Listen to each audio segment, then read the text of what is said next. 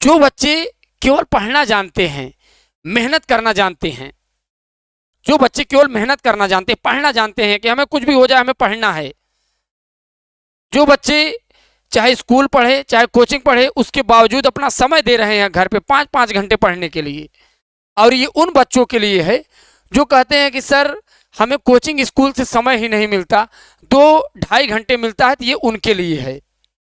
चलिए अब पढ़ना कैसे है। आपके 5 सब्जेक्ट होंगे, हिंदी होंगे,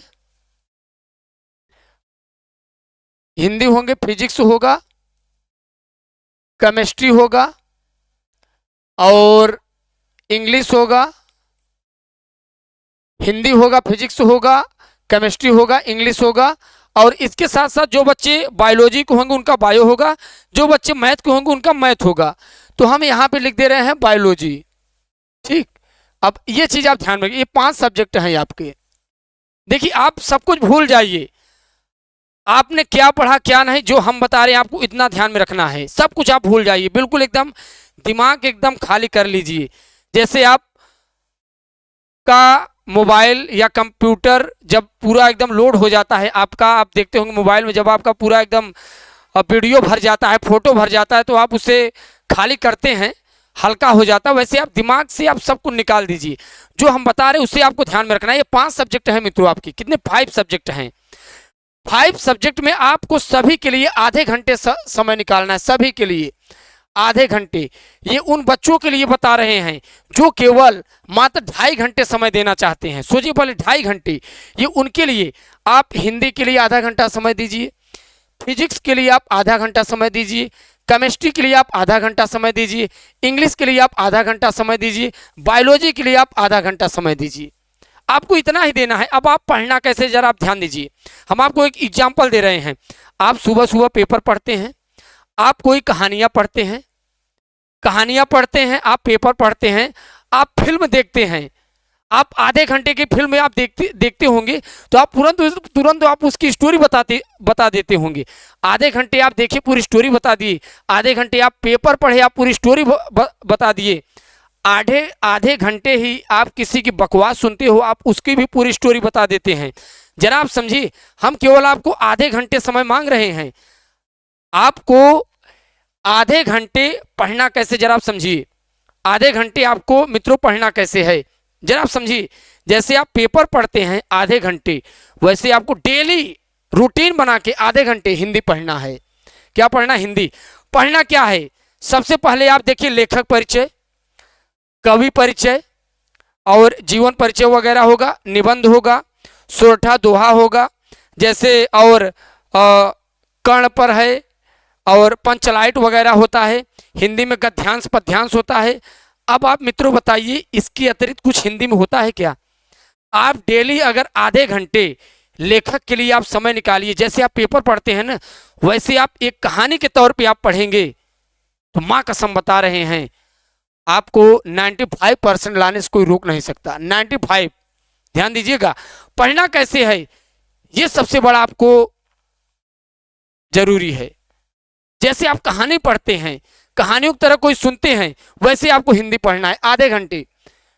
अब आप लगे पढ़ने तो आप कहानी ही पढ़ रहे हैं, कह रहे हैं सर कुछ सेव ही नहीं हो रहा। सेव होगा, वो भी हम बता रहे हैं। देखिए सेव कैसे होगा। जब आप पेपर आधे घंटे आप सुबह पढ़ते हैं, कोई कहानी आप सुनते हैं, उस समय तुरंत नहीं याद होगा, वहां से आप हट जाइए। कुछ समय बाद आप धीरे धीरे देखेंगे ऑटोमेटिकली जो कहीं आप सुने रहते हैं, कहानी पढ़े रहते हैं, फिल्म देखे रहते हैं, तो आपको धीरे धीरे याद आने लगता है। अब आप जरा सोचिए कैसे आपको याद आने लगता है। मित्रों आपका जो मन की एकाग्रता है ना, वो धीरे धीरे जो आप सुने रहते पढ़े रहते वो खींचना शुरू कर देता है। वैसे आप जब आधे घंटे पढ़ के आप छोड़ देंगे, हट जाएंगे, ऑटोमेटिक वो कहानी आपको सेव करने लगेगा। जो भी आप पढ़े होंगे, पंचलाइट की कहानी पढ़े होंगे, जो भी आप पढ़े होंगे, वो कहानी ऑटोमेटिकली मित्रों वो सेव करना शुरू कर देगा आपका दिमाग। ये खुद एक कंप्यूटर है।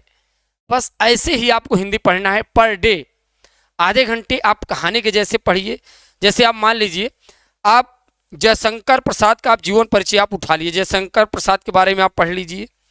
आधे घंटे में आप चाहे एक बार पढ़े, 2 बार, 3 बार, आधे मान लीजिए आप 15 मिनट 10 मिनट में पढ़ें।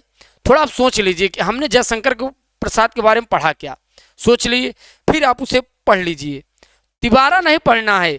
अगर आपका दिमाग कैप्चर करने के लिए होगा तो एक बार दो बार मैक्सिमम आपका कैप्चर कर लेगा, उसके बाद नहीं पढ़ना है। उसके बाद कुछ समय बाद आपको सोचना रहेगा। लेकिन हाँ, डेली आपको पढ़ने के बाद आधे घंटे मित्रों मनन करना होगा। देखिए आपको हम ये ट्रिक समझा रहे हैं, मनन करना होगा। जब आप डेली आप हिंदी ऐसे पढ़ के आप मनन करेंगे ना, फिर दूसरे दिन आप जयशंकर प्रसाद के बारे में पढ़िए, मात्र 5 मिनट पढ़िए, आपको देखिए वो पूरी स्टोरी आपको नहीं याद हो जाए तब हमें आप बताना, कमेंट बॉक्स में लिखिए सर ये आपका ट्रिक फेल कर गया। फिर आपको ऐसे धीरे धीरे आपको ऐसे फार्मूला अपनाते हुए चलना है आगे।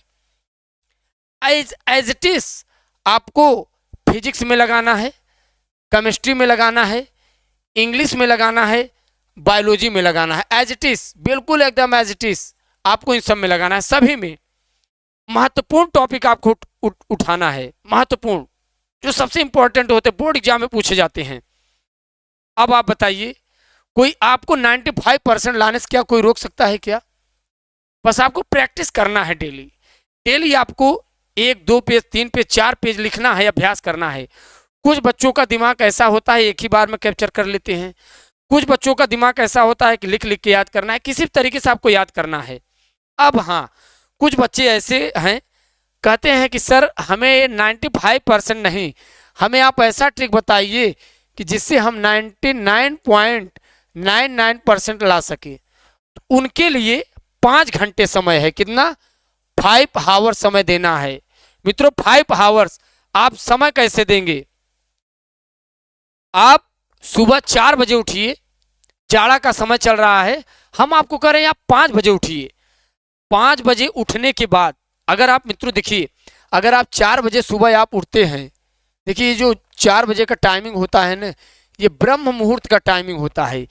एक ऐसा टाइमिंग होता है जिससे बड़े बड़े ऋषि मुनि ध्यान किया करते थे और ध्यान करके पूरे ब्रह्मांड को नचाते थे यार इस दिमाग से। जरा आप सोचिए 4 बजे का टाइमिंग, 4 बजे उठिए आप, 4 बजे से लेके 6 बजे तक, 4 AM to 6 AM आप जम के 2 घंटे पढ़िए। अब आपका बचा 3 घंटे। दिन भर आप कह रहे हैं कि सर हम स्कूल में है, कोचिंग में है, समय नहीं मिल पा रहा है। आप ये 4 बजे से लेके सुबह 6 बजे तक पढ़ लिए। अब आप जब आप अपने घर पर आ जाइए, शाम को 7 बजे से लेके या 6 बजे से लेके, जो बच्चे 7 बजे बैठेंगे वो 10 बजे तक पढ़ेंगे और जो बच्चे 6 बजे बैठेंगे वो 9 बजे तक पढ़ेंगे। अब बताइए, अब आप दिन भर आप चाहे कोचिंग में आप मस्ती कीजिए, चाहे पढ़िए, चाहे स्कूल में घूमिए, उससे हमसे मतलब नहीं है। बस आपको एक संकल्प लेना है मित्रों, आपको 4 बजे सुबह उठना है, 6 बजे तक पढ़ना है और शाम को 6 बजे अगर आप बैठेंगे 9 बजे तक पढ़ेंगे और 7 बजे बैठेंगे 10 बजे पढ़ेंगे। अब आपको ये समय निकालना है, अगर आप 6 बजे बैठेंगे 9 बजे तक पढ़ेंगे, 7 बजे से लेकर 10 बजे तक, और ये टाइमिंग अगर आप निकालेंगे तो बहुत बढ़िया होगा। अच्छा, अगर आप सोच रहे हैं कि सर हमें कहानी वहानी न्यूज व्यूज बहुत देखते हैं, हम फिल्म देखते हैं, हमारा इसमें भी मन नहीं लग रहा है, अरे भैया आप फिल्म भी देखिए ना। आप स्कूल जाते हो ना, स्कूल में जो प्रेयर लगता है उसमें जो आपका समय बचे सुबह 6 बजे से लेके शाम 6 बजे तक, सुबह 6 AM और शाम 6 PM के बीच अगर आप 3 घंटे पढ़ लेते हैं तो ये 6 बजे से शाम को 6 बजे तक आप खूब घूमिए, खूब पिक्चर देखिए, हमसे मतलब नहीं है। 5 घंटे आप समय निकालिए, 5। और भैया 2.5 घंटे वाले जो हैं 8 में मात्र इतना समय निकालिए, बस 2.5 घंटे, आधे घंटे। अब आप यूपी बोर्ड नहीं, IAS तक आप कर सकते हो। IAS Indian administrative of service, भारतीय प्रशासनिक सेवा। आप जरा ध्यान दीजिए, भारत की सर्वोच्च परीक्षा IAS। लेकिन हाँ, ध्यान देना है मित्रों, इसमें आपको एक चीज ध्यान में रखना है, पढ़ने के बाद आपको मनन करना है। मनन कैसे करना है? जैसे आप कोई सब्जेक्ट आप पढ़ दिए, जैसे मान लो इसमें आप हिंदी पढ़ दिए, आपको दिन भर इसके बारे में सोचना है, शाम को भी सोचना है। सोचना कैसे है कि यार हमने जयशंकर प्रसाद के बारे में पढ़ा, इनका जन्म कहाँ हुआ था, इनकी माता जी का क्या नाम था, ये अपने जीवन में किए क्या थे, पढ़ाई कहाँ कहाँ किए थे, कौन कौन सी रचनाएं लिखे थे, रचनाओं में इन्होंने बताया क्या। अपने जीवन में क्या संघर्ष ये झेले, यही तो कहानियां तो होती है भाई। लेखक परिचय का आप लिखेंगे तो यही तो लिखेंगे। अब तुलसीदास का आप क्या लिखोगे, यही लिखोगे। तुलसीदास अपनी पत्नी से कितना प्रेम करते करते थे। अपनी पत्नी से प्रेम जागृत होने के बाद पत्नी ने उन्हें कहा कि भैया जितना आप हमसे प्रेम कर रहे हो इतना आप ईश्वर से प्रेम करो तो आपका जीवन कल्याण हो जाएगा।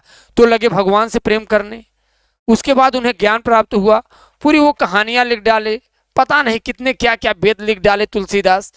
अब उनकी पूरा संघर्ष लिखिए, क्या रचनाएं किए हैं, कब जन्म हुआ, उनकी माता का हुलसी नाम था, उनके पिताजी का नाम लिखिए, उनका जन्म स्थान क्या था, उनके जीवन में कितना संघर्ष आया।